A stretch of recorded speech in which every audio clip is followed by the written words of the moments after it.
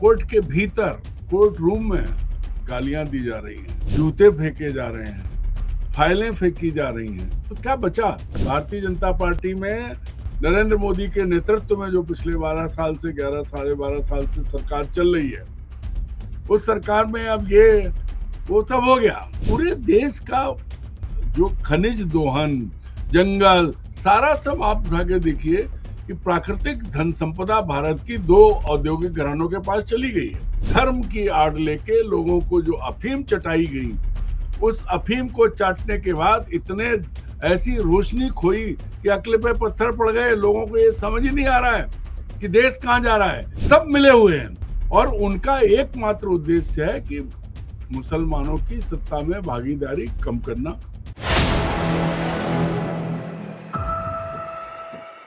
नमस्कार, मैं हूं संजीव श्रीवास्तव। आप देख रहे हैं 4 PM मध्य प्रदेश। दोस्तों, ज्ञानेश कुमार किस कदर देश में उनका जो कार्य रहा है, जो उनका व्यवहार रहा है, जो ब्लेम्स हैं उन पर, शर्मसार हालात बने हुए हैं। जो टिप्पणियां उनको लेकर हुई हैं, इलेक्शन कमीशन ऑफ इंडिया को लेकर हुई, यहाँ तक तो ठीक है। और जो हुक्मरान हैं, बचाते चले आए हैं, जो सुप्रीम कोर्ट हो या जो बाकी न्याय व्यवस्था है, वहां से भी जो इस पूरे मसले को उठाते रहे, उन्होंने भी कहीं अब एक तरीके से सरेंडर सी मुद्रा में है, स्थिति में है, क्योंकि वहां से भी वो नहीं हो पाता है जिसकी की उम्मीद होती है। लेकिन अब तो जो ज्ञानेश कुमार के काले कारनामों, ये मैं नहीं कह रहा हूं, क्योंकि यूएन की जो टीम है, कुछ विशेष दूत हैं, उनकी जो रिपोर्ट है उससे ध्वनित होता है कि काले कारनामे और अंतर्राष्ट्रीय मंच पर फिर भारत की जबरदस्त कहीं भद्द पिट रही है। भारत कहीं शर्मसार हो रहा है, हम शर्मसार हो रहे हैं, क्योंकि उन्होंने जो सवाल उठाए हैं कि कैसे आपने मुस्लिमों के नाम मतदाता सूचियों से एसआईआर के नाम पर उड़ा दिए, काट दिए, और आप पॉइंट आउट होता रहा लेकिन किसी ने कोई ध्यान नहीं दिया। उसमें वो नंदीग्राम का तो स्पेसिफिकली उदाहरण दिया गया है। कोर्ट को कहीं ना कहीं, जो भारतीय न्याय व्यवस्था है, उस पर कहीं संकेतों में वो जो यूएन के दूत हैं वो प्रहार कर रहे हैं। धर्म और सब या अभिव्यक्ति जो हमें है, स्वतंत्रता की अभिव्यक्ति जो है, उसकी जो हाल है, सब पे सवाल है। लेकिन कुछ हुआ नहीं है।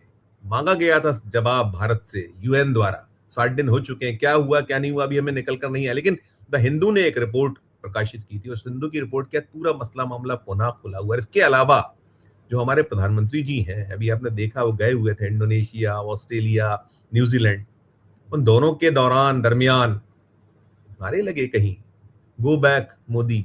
ऑस्ट्रेलिया में रिपोर्ट्स छपी हैं जिसको बहुत सारे प्रश्न खड़े कर रही हैं। कैसे वहां किराए के नाम, किराए से भीड़ जुटाएगी। वो रिपोर्ट्स जो है ऑस्ट्रेलियन मीडिया की रिपोर्ट्स, फिर वो न्यूजीलैंड से कुछ चीजें निकली, सब जगह से। और कौन भूला है नारे में वो पत्रकार द्वारा पूछे गए सवाल, भाग गए थे हमारे जो महामानव हैं, निकल गए थे बिना जवाब दिए। तो जो जो जो पूरी स्थिति है, परिस्थिति है, सीन है, जो ज्ञानेश कुमार है, पहले राजीव कुमार फिर ज्ञानेश कुमार, फर्क ही नहीं पड़ता। तो इसी पर बात करने के लिए चलेंगे। जो हम बात करते हैं खबरों के पीछे की खबर, खास मेहमान अरुण दीक्षित जी के पास जोड़ता हूं। अरुण जी को जुड़ गए। अरुण जी बहुत बहुत स्वागत। नमस्कार, धन्यवाद संजीव जी। नमस्कार अरुण जी, बहुत बढ़िया। अरुण जी, जो सूचनाएं हैं आपने, वो मैंने जैसे यूएन का जो विशेष दूतों की रिपोर्ट है तो पुरानी, लेकिन हिंदू ने भी इसे बहुत प्रमुखता से छापा था। और उस रिपोर्ट के छपने के बाद से चर्चाएं हैं, वो जो चाहे निकोलस लेवरात हो, आयरीन खान हो या नजीला घनेया, इन लोगों ने अलग अलग, उनके पास जिम्मेदारी थी, अल्पसंख्यक मामलों की थी, विचार और अभिव्यक्ति की स्वतंत्रता के अधिकार के प्रचार संरक्षण पर, और धर्म या विश्वास की स्वतंत्रता, इन मसलों पर। और जो उन्होंने इंडिकेट किया है एसआईआर जो देश में, और जिसको लेकर बहुत बवाल हुआ। सुप्रीम कोर्ट ने तो 6 अप्रैल 2026 को मना कर दिया था कि भाई जो कुछ हो रहा है, प्रक्रिया, उस पर रोक नहीं लगाई जा सकती। लेकिन हमने देखा है कि क्या कुछ हुआ है। बहुत सारा, जो चाहे वो बिहार में रहा हो, फिर हमने पश्चिम बंगाल में देख लिया, अभी जो 7 विधानसभा में चुनाव होना है, उत्तर प्रदेश से खुद योगी आदित्यनाथ ने कहा है कि बड़े पैमाने पर नाम कट। लेकिन यहाँ जो अल्पसंख्यकों को टारगेट किया गया, उसको बहुत प्रमुखता से ये यूएन ने उसको कहीं अंडरलाइन किया था। और अंडरलाइन करने के साथ में नंदीग्राम तो उन्होंने स्पेसिफिकली उसको रिपोर्ट किया कि 95% मुस्लिम जब आई वहां जो मतदाता सूची, तो 25% रह गए। और आप ध्यान है कि 31 लाख तो ऐसे थे जो गए थे वो ट्रिब्यूनल के सामने, और 26 लाख को सही माना गया था ट्रिब्यूनल ने। और ट्रिब्यूनल की वो धीमी गति, सुप्रीम कोर्ट ने कह दिया था कि भाई जो है अगली बार वोट दे दीजिएगा, एक जज साहब के उसमें रिमार्क आया था। तो जब ये स्थिति है और अब ये रिपोर्ट जो है अंतरराष्ट्रीय मंच पर ज्ञानेश कुमार का डंका इस तरीके से बदनामी वाला, और भारत को कहीं नीचा देखना पड़े, पहली प्रतिक्रिया आपकी? संजीव जी, मुझे लगता है कि अब भारत को नीचा देखना पड़े, भारत को शर्म आए, इस दौर से हम गुजर चुके हैं। अब जो वर्तमान सरकार है, जो ब्यूरोक्रेसी है, और जो भी बार बार आप कह रहे हैं जो सुप्रीम कोर्ट है, अब सुप्रीम कोर्ट में, कोर्ट के भीतर, कोर्ट रूम में गालियां दी जा रही हैं, जूते फेंके जा रहे हैं, फाइलें फेंकी जा रही हैं, तो क्या बचा? इस सब दौर से गुजर गए। अब ये कॉमन है भारतीय जनता पार्टी में, नरेंद्र मोदी के नेतृत्व में जो पिछले 12 साल से 11 साढ़े 12 साल से सरकार चल रही है, उस सरकार में अब ये वो सब हो गया। मतलब अपमान जैसी कोई चीज लगती नहीं है, और होती भी रहे तो क्या फर्क पड़ता है, सत्ता में तो हम बैठे हैं। एक मैंने शायद सुनाया था, एक और बड़ा छोटा सा किस्सा आपको सुनाऊंगा कि आज की तारीख में हमारा नेतृत्व क्या है। मैं आपको एक बर्निंग एग्जांपल है जो हमने उसको, मतलब उसके पात्रों से मैं मिला हूं, और दर्शकों को किससे माफी मांगते हुए कि हो सकता है किसी की भावनाएं, जाति की बात है, क्योंकि समाज में, भारत के समाज में जाति बड़ा तगड़ा हिस्सा है। तो हमारे गांव के पास एक गांव है पुठरी, वहां एक मेला लगता है शिव जी का, और वहां एक बगल के गांव का मुंशी बनिया अपनी मिठाई की दुकान लगाता था।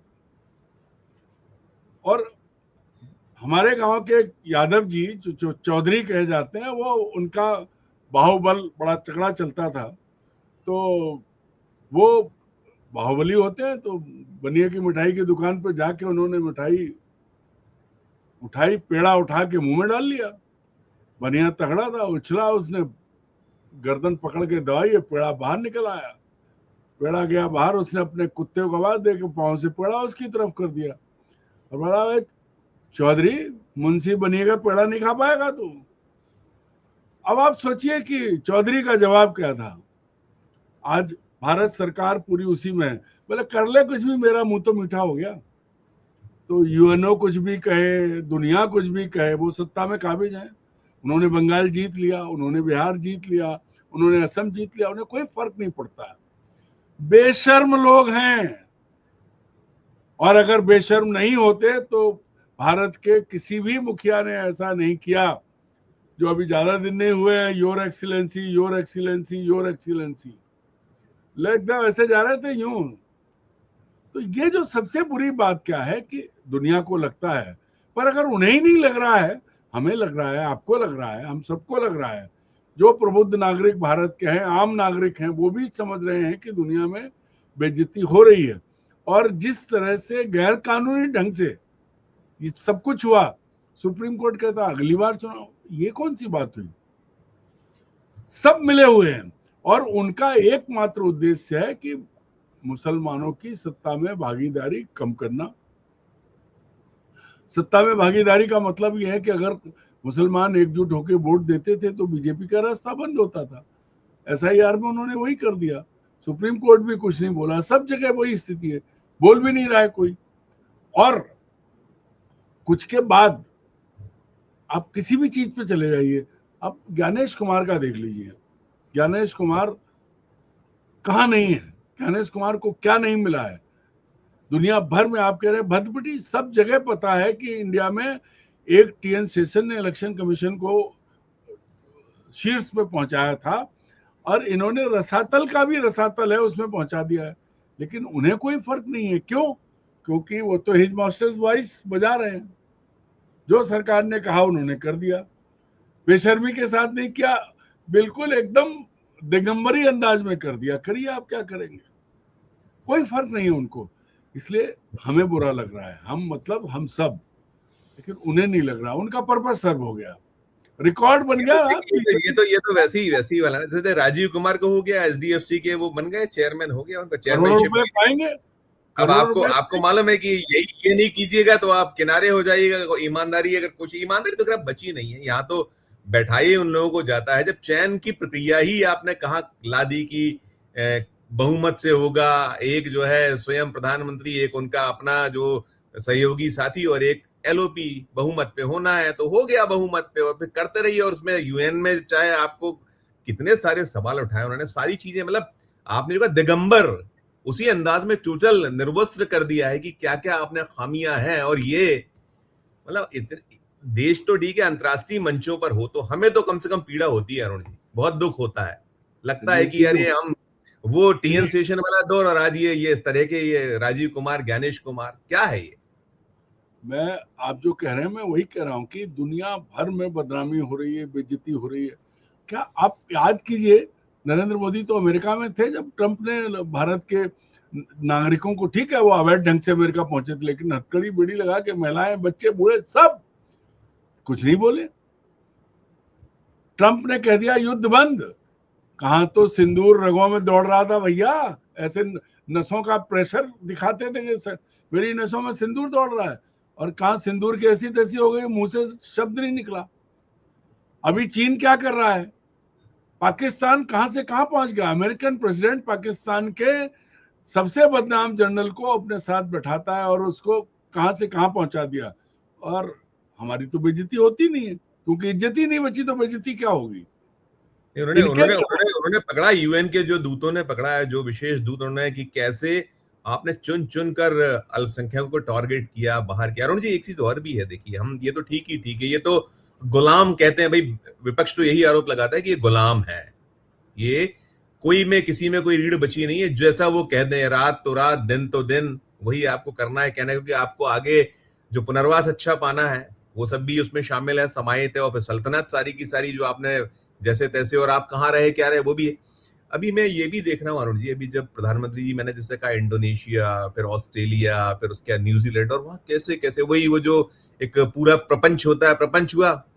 और उसने तो ऑस्ट्रेलियन मीडिया तो मतलब कह सकते हैं कि वाट लगा दी, जो हम भाषा कहते हैं, वो उसने निकाल के कैप्सूल उसके चल रहे हैं अलग अलग। मैंने स्काई न्यूज पे एक 5 मिनट का कैप्सूल देखा, उस जो एंकर ने एक एक चीज गिना दी, कैसे उठ के 30,000 लोग, क्या उसके पीछे, कैसा हमारा आपका टैक्स का पैसा, क्या क्या चीज। और वो उसने भी, जो वहां का एक जो थे एक जांबाज पत्रकारों ने ही बताया था कि इतनी दूरी रहती है, वो पीटीसी कर रहे थे, जहां खड़े थे वहां से 300-500 मीटर दूर थे, किसी से कुछ नहीं, सब कुछ स्क्रिप्टेड। अब ये भी आपका हो रहा है, और आप बिल्कुल दही है आपके मुंह में, कुछ नहीं है। ये सब आना निकल के कि आप किराए से उठा के ला रहे हो, पहले भी होता था, आप खोल रहे हैं लोग, और फिर आप जा रहे हो, और आप सम्मान और यूं और लटका के आ रहे हो। संजीव जी, मैं आपको एक उदाहरण देता हूं। मैं पिछले साल इन्हीं दिनों में पेरिस में था कुछ समय के लिए। वहाँ एक हिंदुस्तानी रेस्टोरेंट में मुझे एक उदयपुर का एक परिवार मिला, मारवाड़ी परिवार। हम उम्र थे, हमारी उम्र के ही रहे होंगे, वो वहीं रहते हैं। मतलब ऐसे गुणगान जो है वो मोहतरमा कर रही थी कि जैसे नरेंद्र मोदी ने। तो मैंने उनसे जब पूछ लिया, ऐसी अचानक, कोई परिचय नहीं था क्योंकि रेस्टोरेंट में बैठे थे, बर्दाश्त से ऊपर हो गया, तो मैंने कहा क्या आप मिली? बोले नहीं नहीं, हम इतने साल से, मनमोहन आता था, मनमोहन सिंह जी के लिए ये शब्द है, और कभी हमें खबर नहीं होती थी। मोदी जी आते हैं, हमें इज्जत से बुलाया जाता है, मिलते हैं, हमको लगता है हम भारत वाले हैं। अब उनको कौन समझाए कि इसी इवेंट मैनेजमेंट के लिए ये सारे खेल हैं। आप याद करिए, अमेरिका में एक महीना मैंने मोदी जी से हाथ मिलाया, आई मेट माई गॉड। ये जो नौटंकी है, ये जो स्क्रिप्टेड पीआर का जो काम है, उसकी कीमत कौन चुका रहा है? उसकी कीमत चुका रहे आप, हम, भारत का हर आम आदमी जो हर चीज पे जीएसटी देता है, हर चीज पे टैक्स देता है। इनको नहीं शर्म है? ये पूरी दुनिया में यही कर रहे हैं। लेकिन अब विदेशी मीडिया इस तरह से नहीं चलता है। यूरोप के देशों में, कई देशों में जाने का मौका मिला है, 2-4 जगह ये भी देखा कि जो सत्ता में हैं वो लोग उतने ही आम लोग हैं, जिन उन्हें कोई अलग से उनका कोई वीआईपी वो नहीं, और यहां जाएंगे ये दिखाएंगे कि जैसे तो भगवान आ गए। एक और बात जो आपने कही ऑस्ट्रेलिया वाली, भाई किसने कहा है? क्योंकि नरेंद्र एक मोदी का सेकंड, एक सेकंड, एक एक एक मैं बैनर और एक दिखाऊं, ये जो सोशल मीडिया पर है, हम इसकी पुष्टि तो नहीं करते, लेकिन ये जो चला है और उसमें खबरें रिपोर्ट हुई हैं, कहीं भी मैं नहीं वो करूंगा, 4 PM नहीं करता है। इसे देखिए, ये देखिए, ये क्या लिखा है, ऑस्ट्रेलिया में लगे मोदी गो बैक के नारे। और जो ऊपर वाला सेंटेंस है वो तो मैं नहीं बोल सकता, मुझे नहीं अच्छा लगता। और दूसरा है स्टॉप इंडियन, जो नीचे जो उसका एक विजन जो लिखा हुआ है। आप सोचिए ना कि ये अगर देखने को मिले, इसके बाद आप छाती चौड़ी करके आप कॉलर ऊंची करें और आपकी भद्द पिटे, आप सब जो है स्क्रिप्टेड करें, आप हमारा आपका गाड़ी कमाई जो आपने कहा खर्च करके और ऐसे बुलाएं, करिएगा आप टिप्पणी। ये देखा आपने कि ऑस्ट्रेलिया में लगे मोदी गो बैक के नारे। संजीव जी, मानसिक रोग कई तरह के होते हैं और ज्यादातर मानसिक रोगियों को ये पता नहीं होता है कि वो मानसिक रोगी है, उन्हें कौन से तरह का मानसिक रोग है। आप मेरी बात समझ रहे हैं ना जो मैं कहना चाह रहा हूँ? बिल्कुल बिल्कुल बिल्कुल बिल्कुल बिल्कुल। लोगों को पैसे दे के बुलवाना, उनके बीच में और अंग्रेजी बोलना या टेलीप्रॉम्प्टर से भाषण देना, ये एक तरह का मनोरोग है जो लगा हुआ है। नहीं, आपने न्यूजीलैंड भी देखा होगा कि वो एक मफलर 40 साल पहले लगा था। 40 साल से मफलर, वो टोपी दस्ताने तो नहीं लेके जा पाए थे, लेकिन मफलर लाया हूं। उस मफलर को बताने लाने, क्या उससे क्या हासिल, भारत को क्या हो रहा है, मफलर से कुछ क्या हासिल हो रहा है? शर्मनाक क्या है, न्यूजीलैंड में मफलर ले गए, मणिपुर 3 साल से जल रहा है, वहां जाने की, वहां जो महिलाएं निर्वस्त्र की गई, सड़कों पर दुराचार हुआ, आज भी हत्याओं का दौर जारी है, वहां कुछ नहीं दिखता है। वो भारत का हिस्सा नहीं है, ऐसा लग रहा है। मैं कह रहा हूं ना, ये मानसिक रोग है, ये विकृति है एक तरह से, जिसके चलते आदमी जो है अपनी अलग दुनिया में है। कभी वो भगवान बता देता है खुद को, कभी भी जो है किसी भी गंभीर मुद्दे पर जिससे बात की जानी चाहिए, आज दुनिया जानना चाहती है कि अमेरिका ने किस हैसियत से आपका युद्ध रुकवाया भारत पाकिस्तान का, नहीं मालूम। चीन घुसा बैठा है, कोई बात नहीं करेंगे। सोनम वांगचुक फिर अनशन पे है, 13 दिन हो गए हैं, उसके बारे में कोई बात नहीं होगी। होगा क्या, लद्दाख को कैसे कारपोरेट को दे दिया जाए, कैसे वहां का जो मिनरल्स और माइंस है उस पर कब्जा कर लिया जाए। पूरे देश का जो खनिज दोहन, जंगल, सारा सब आप उठा के देखिए कि प्राकृतिक धन संपदा भारत की 2 औद्योगिक घरानों के पास चली गई है। कोई कुछ बोलता रहे, राहुल गांधी बोलेंगे। अरुण जी, वो नॉर्वे में पत्रकार वो जो थी, वो क्या हिले, क्या नाम था, मैं उसका नाम एकदम से याद नहीं आ रहा है मुझे। लड़की ने सवाल पूछा था, हेलेलिंग, और उसको कितना बदनाम करने की कोशिश की गई थी, क्या क्या नहीं। अरुण जी, एक और चीज मैं देश पे लौट के बात करता हूँ, ये तो आप कर रहे थे, इसमें जो जोड़ना हो छोटा सा आप जोड़ दीजिएगा। दूसरा मैं जो जो आपने जम्मू कश्मीर के जो चुने हुए मुख्यमंत्री हैं, उनने जो ब्लेम किया है साहब, उनने तो कहा है कि 30 करोड़ 35 करोड़ हमारे विधायकों को, और वो कह रहे हैं कि राज्य का दर्जा मांगने के लिए क्या हम वहां व्हाइट हाउस के सामने जाके मांग करें, वहां क्या जो डोनाल्ड ट्रंप से आग्रह करे कि हमारे राज्य को दर्जा दे दीजिए, कश्मीर, जो जम्मू कश्मीर को। संजीव जी, आप जो बात कर रहे हैं, आप उमर अब्दुल्ला की बात कर रहे हैं, वो तो दूसरे दल का है। स्वर्गीय सतपाल मलिक के जो बयान थे, जो पूर्व गवर्नर थे, उनको देखिए ना कहीं आप कि कैसे कैसे जम्मू कश्मीर में लूट का खेल इन्हीं के दोस्त लोग चला रहे हैं, और उसको अब नहीं, दुनिया में नहीं है, वो चले गए, उनके आप एक श्रद्धा सुमन अर्पित नहीं किए। नहीं, श्रद्धा सुमन अर्पित नहीं किए, उनके लिए कहीं कुछ नहीं। ये इससे घटियापन और क्या हो सकता है, इससे ज्यादा घटियापन हो ही नहीं सकता। बच्चों की लड़ाई में भी ऐसा नहीं होता, जानवरों की भी लड़ाई में ऐसा नहीं होता कि वो भूल जाते हैं थोड़े दिन बाद। मूल बात यह है कि जो मानसिक रोग, मानसिक विकृति जो है, उसका कोई इलाज नहीं है, क्योंकि रोगी को तो मालूम नहीं है कि उसे रोग है। और दूसरी बड़ी बात जो है वो है कि सारे आसपास के लोग, आप खुदा हो, आप क्या नहीं हो, पूरा जो गुणगान चल रहा है। हालांकि दुनिया भर में अब सवाल उठ रहे हैं, जो ऑस्ट्रेलिया में हुआ, जो नॉर्वे में हुआ, कहीं भी आप जाइए, आप देखिए, अब भारत के प्रधानमंत्री के इवेंट्स सब जगह बदनाम है। लेकिन उन्हें कोई फर्क नहीं पड़ रहा है। आपके पैसे खर्च हो रहे हैं, आपके भारत सरकार का खजाना जा रहा है। जब एप्स्टीन फाइल्स में सब कुछ आ चुका है और वो हरदीप पुरी आज तक बैठे हैं, क्यों बैठे हैं? क्यों? क्योंकि जो कुछ आया है वो सब सच है और इसीलिए अमेरिका ने सारी चीजें उजागर की हैं। पर इजराइल के सामने घुटने टेकना क्या मतलब है? फादरलैंड किसने बताया इजराइल को? इतना सा इजराइल अपनी दिल्ली से छोटे, और वहां जो है आप फादरलैंड बोल रहे हो।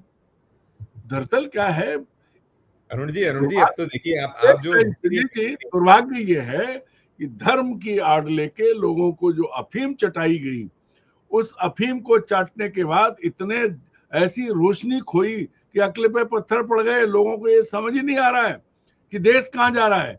उन्हें लगता है जब आप राम मंदिर की चोरी की बात करो वो कहेंगे हैं इन्होंने चंदा दिया, ये चोरी की बात करेंगे। राहुल गांधी गए क्या जो चोरी की बात करेंगे? तो ये कुतर्कों के बाद जब इस तरह की चीज आ जाए तो इसके आगे तो कुछ बचता नहीं है। नहीं अरुण जी, मैं तो यहाँ लाके समाप्त करना चाह रहा था। आप सारी चीजें देखिए, दुनिया जो कह रही है, डोनाल्ड ट्रम्प कहते हैं कैरियर जो है आपका बोल दिया तो करियर तबाह हो जाएगा, मैंने मुंह खोल दिया। बाकी और जगह जगह आंखें दिखा रहे हैं। यहाँ देश में अब सबसे, आप कहते हो ये तो विपक्ष के प्रोपेगेंडा है, विपक्ष ऐसा कर रहा है, ये कर रहा है। आपने वो जो नॉर्वे की जर्नलिस्ट या ऑस्ट्रेलिया के जर्नलिस्ट के लिए भी चीजें आ जाएंगी, या वो जो बैनर पोस्टर लिए था, ये जो इनका डर्टी जो विंग है अमित मालवीय वाला, कुछ निकाल लाएगा वो कि मोदी गो बैक की ये तो राहुल गांधी का काम था या इसका था, कुछ भी निकाल लेंगे। अभी दतिया में जो हुआ अरुण जी, दतिया में मोदी मुर्दाबाद के नारे लगे, गालियां बकी गई गंदी गंदी। वो वहां जो हुआ है तो वो क्या द्योतक है, किस बात का है? आपकी जो ये जिस तरीके से आप एक तरफा है आपकी गाड़ी, समाप्त करिए। बड़ा अच्छा सवाल आप लाए, 1.5 मिनट में आपका लूंगा। दतिया में जो हुआ, संजीव जी, पहला सवाल मैं उठ पलट के आपसे करता हूं कि एक पार्टी जिसके पास राज्य में 163, 230 में 163, मतलब 2/3 थंपिंग मेजोरिटी, अगर ये रिपोर्ट थी कि नरोत्तम मिश्रा हार रहे हैं तो पार्टी क्या एक सीट के लिए एक बड़े नेता की बलि चढ़ाती?